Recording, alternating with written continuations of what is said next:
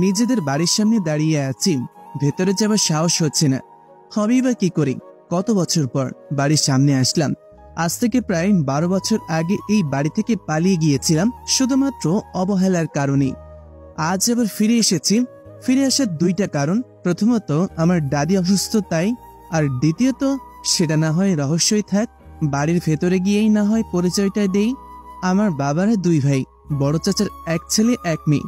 আমরা দুই ভাই, আমি আর ইমন। আমাদের কোনো বোন নেই। বাবা বড় বিজনেসম্যান। ছোট থাকতে কখনো বাবার সঙ্গ পাইনি।